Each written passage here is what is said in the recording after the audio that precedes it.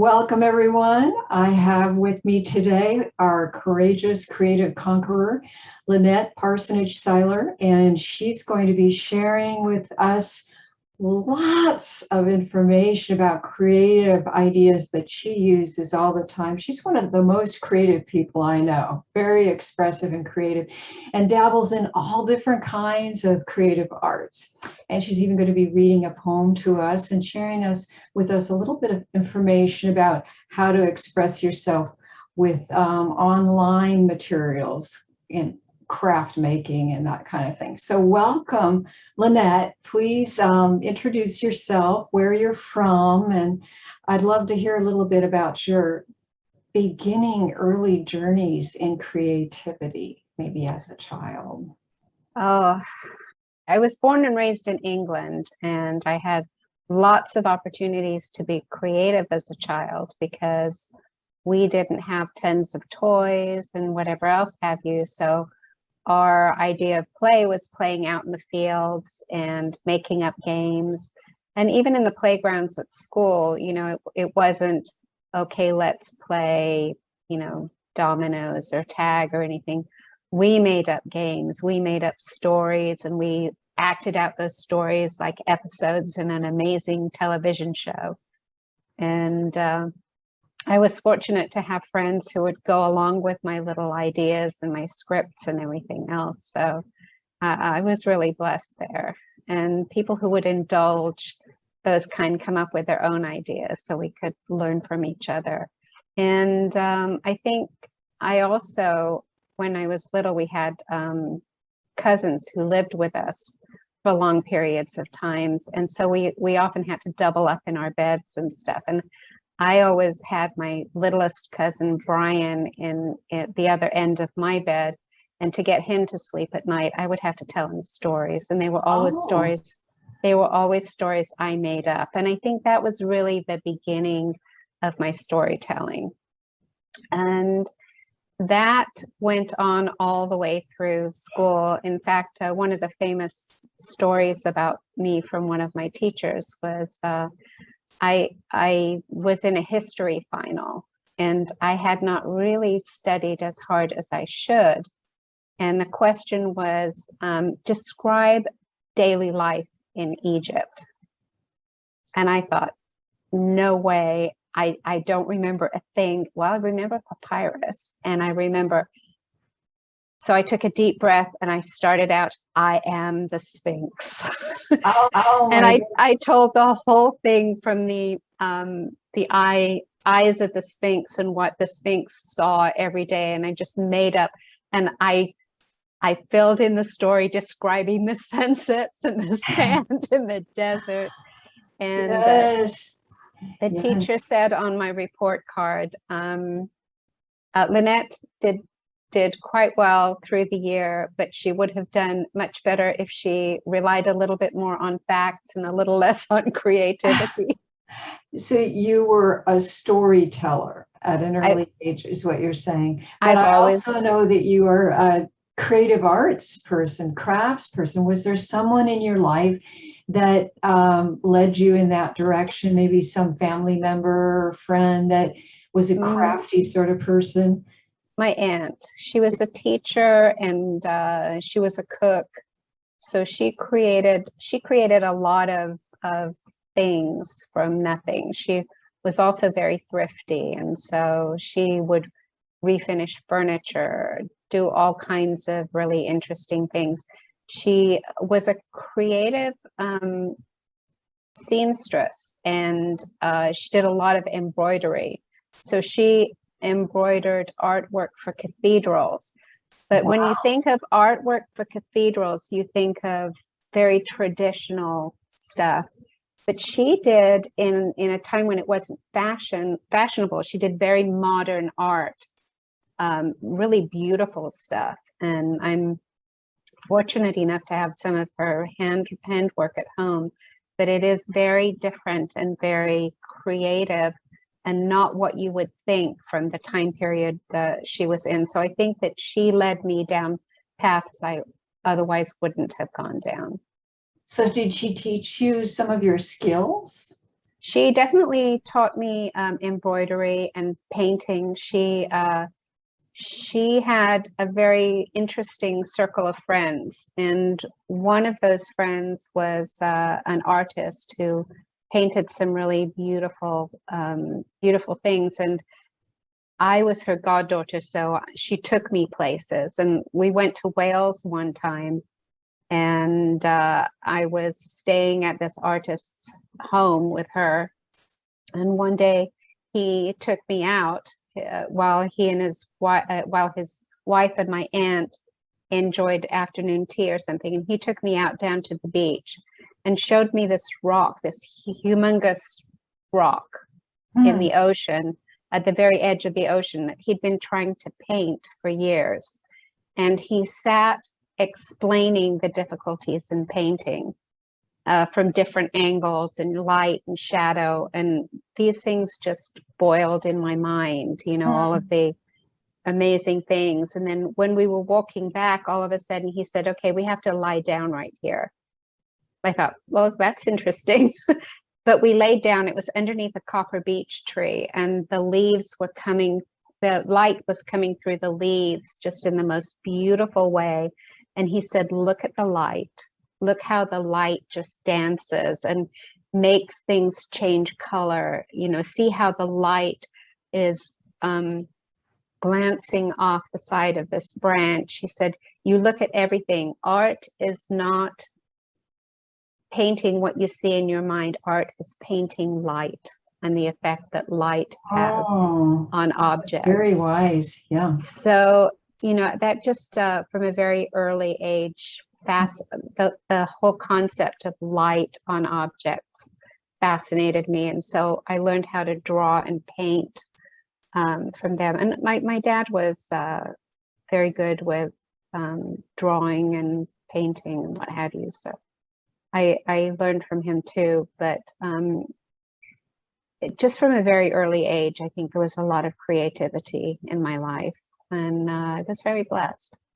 And how did art help you? This is Courageous Creative Conquerors, and many of the people that tune in have gone through trauma or struggles or different things, and they found that the expressive arts, whether it be dance or theater, or drawing or painting or music, have helped them release emotions and get through difficult times. Is that true with you as well? I think that is probably the most true thing ever. I have been really blessed with 5 of the most beautiful children a mother could ever have. And but 2 of them, I was blessed only for a short time. One of them died when he was 23, and another one died when he was 41. And I think, you know, you expect to lose a parent at some point in your life. And, you know, you think, okay, well, all of my friends who are around the same age, there's a chance that they will go before me. But a parent never expects to lose a child. Yeah. You just don't think a child is going to go before you. And I think it's extremely traumatic for a parent. And I determined that I was not going to let it break me. And I wanted to honor, it began with Chris's life ending, that I needed to honor him. Chris is your Chris oldest was my oldest child, and he died in 1995 when he was 23. Oh, okay. Under extremely tragic circumstances. We don't need to go into that. You know, it would take a much longer time to go into that, but yes. It was very traumatic and very tragic, and he lasted a long period of time very, very ill. And but when he died, you know, you can do 2 things. You can mourn for the rest of your life, or you can honor that death the rest of your life. And I chose to mourn him for a while, but to honor him through everything. And I just indulged myself in creativity. I wrote poetry, I wrote music, I drew, I created a scrapbook. It was a paper scrapbook for his 21st birthday. Mhm. And it was the story of his life. And he got it on his 21st birthday and treasured it. And when he died, I took it back and I completed his life in there. That was, I think, my very first time when I moved from mourning to honoring, because Mm. I honored the memorial service and the people who came and the beautiful messages of hope, and it was very special, and I treasure that today. So I understand that you wrote a poem about Chris. Could you read that to us? And before you read it, could you explain the significance of it and how it was important in your healing and in your journey?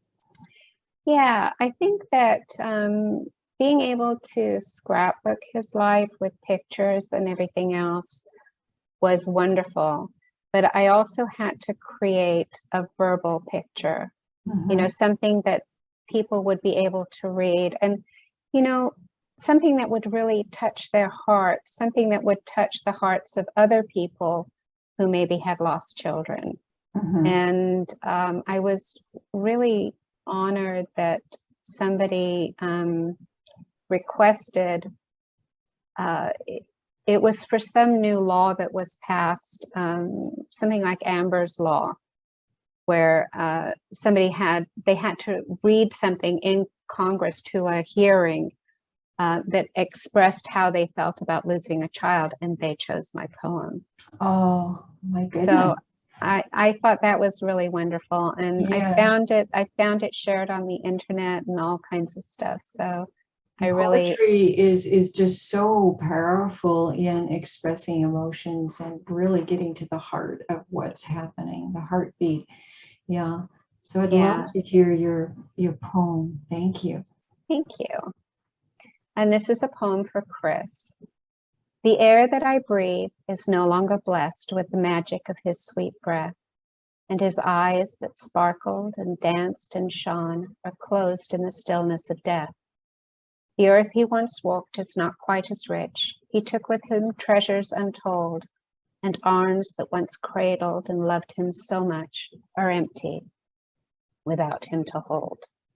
For a child with the promise of plenty of time, there were dreams of a future so bright, but the sands fell too fast and the daytime of joy turned soon to the darkness of night. His dreams became ashes born of the wind on the storm that stole him one day, and the spark of life that he once held so dear was brutally taken away. But the heart that he left me, though battered and worn, is lightened with thoughts of him, and memories are a beacon of light when the joy in my heart becomes dim. I know he is safe, and I know he is well, cannot be touched by pain, and there's sweetness in knowing my arms will be filled, and I'll hold him and touch him again. For I know where he is, and I know that he waits with a hug and a smile and a kiss. And the place where he is far gentler with him. It's a world that's much better than this. But our earth is much sweeter because he was here, and in the nights of sorrow and tears, I am grateful because he was a special young man, and I had him 23 years. Oh, that really touches my heart. Thank you so much. And I know that there's people out there that are going through grieving or have gone through that, and that's just very, very meaningful to them. Thank you for sharing that. Well, it's I my want to pleasure. shift gears a little bit here. If you don't mind, I'd like to mention, you mentioned scrapbooking and how important that was with this journey. And I know that you're quite the scrapbooker, and you share in a community on social media your creations, and also you have created this PowerPoint presentation about working with that and other things, graphic arts online, and I think it's very helpful to people. This would be a really good time to share that, I think. Can you show that to us? I absolutely can. Yeah. Let's see. Okay, can you see it okay? I haven't seen it yet. Here it is. Yes. Okay. Enhancing your hobbies with digital graphics. Yeah, I actually teach a class. And this is part of the presentation for that class. I teach using digital graphics in all kinds of ways, not just scrapbooking, which is what I share most, but also being able to use it for creating special events and all kinds of other stuff. So on this page, you can see just samples of sort of everyday stuff. I do a little bit of everything. I keep, over here, you can see I keep a journal of our life, week by week, every week of the year. So with pictures and journaling, so people can see what's going on. It's not necessarily people, I don't post all of those, but I do have a book at home that's my journal. And I have lots of grandchildren, so, well, 4. Seems like a lot sometimes. So I do a lot of scrapbooking of my grandchildren and the little stories about their life. I think it's really important. In scrapbooks, typically you see a lot of pictures in photograph albums and everything else, but not everyone remembers to tell the story. And sometimes it's the story that's the most entertaining part. So I do a lot of journaling along with my my scrapbooking. I scrapbook holidays, I scrapbook people. This is my wonderful husband and my daughter. And this one's a lot more expressive. It has a lot of emotions and everything else on there.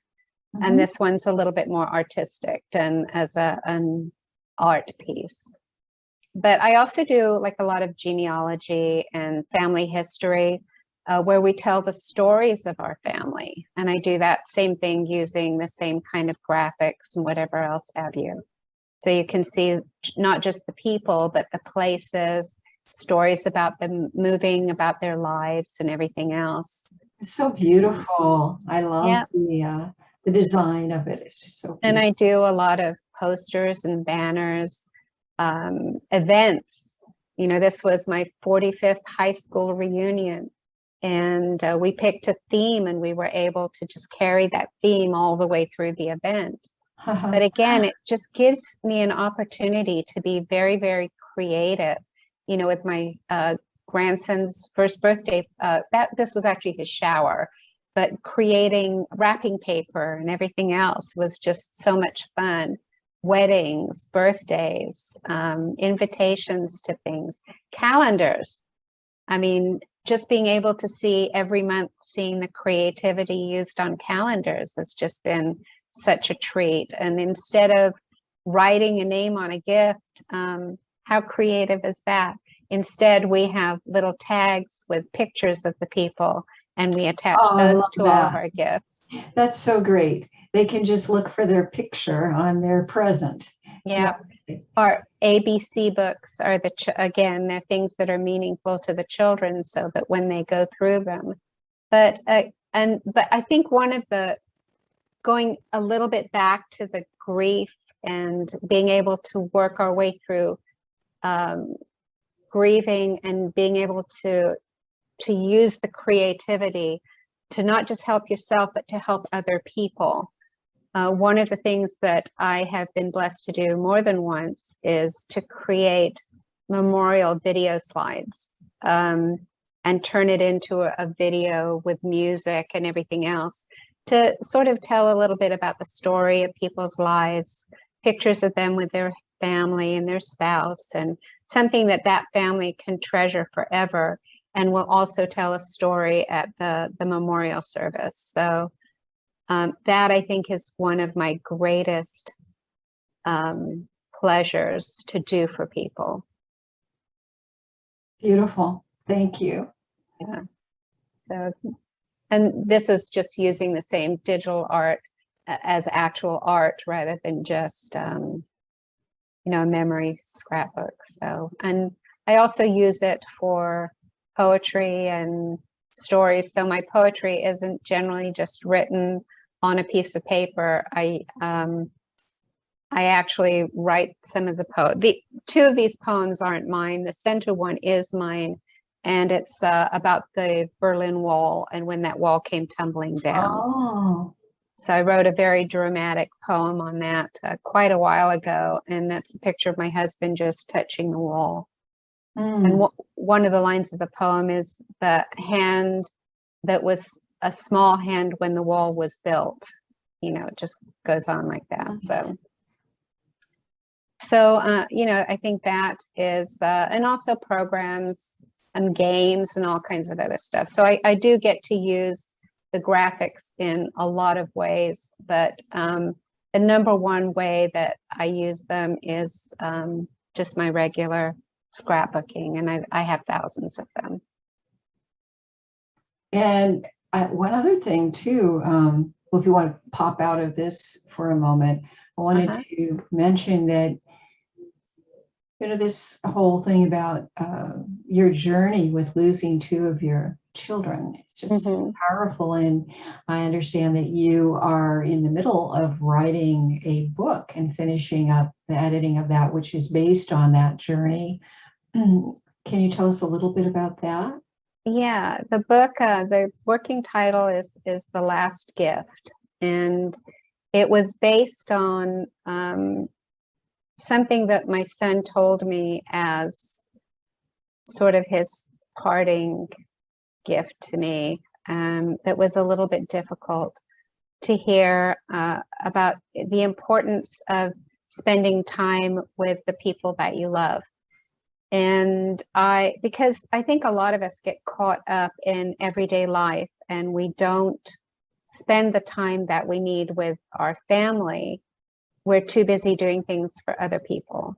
And he pointed out that I did have small children and I needed to spend a little bit less time doing things for other people and more time doing things for my family. And that was sort of a harsh reminder that came from a very loving place, but it's something that was written on my heart, and I know it was done out of love, and I will never, it certainly wasn't his last words, so it didn't break my heart, but it was a big reminder of how important it is to do things for other people and with other people.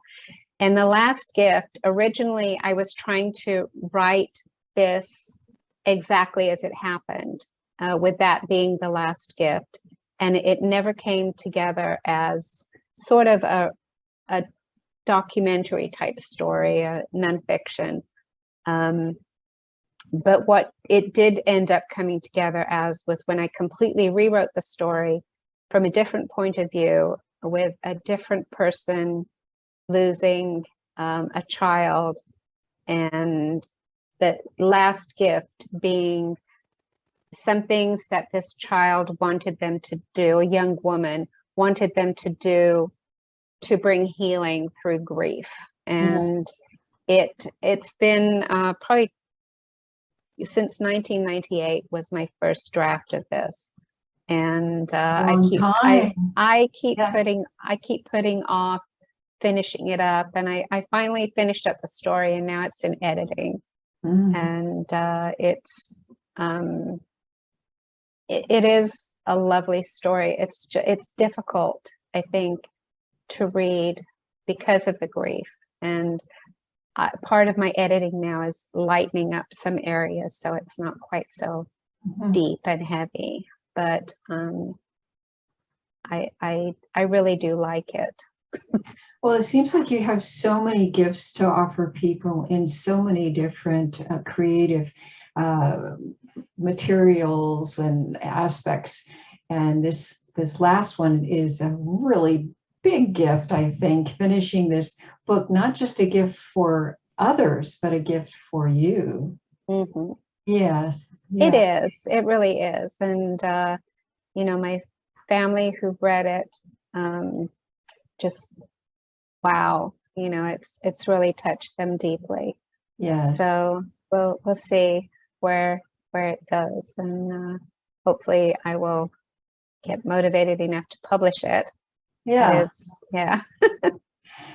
So before we close, I just want to ask you again, if there's someone out there that feels blocked in some particular way, you are such a creative artist. You have so many different avenues to let go and unblock. What would your advice be for someone who is feeling creative, but they just have been ignoring it for some time and they're just not, like you said, maybe they're getting caught up in helping others and just not doing what they love? What would your advice be on how to get through that and break through that block to be expressive through the arts? You have to sit down and I think it's do it. You know, I know that just sounds, but way back when I didn't have the motivation to get off my my bottom and get some stuff doing, I read something in the Reader's Digest. It was anything you think you can or dream you can, begin it.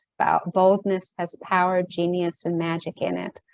And I learned that the key words in that are begin it.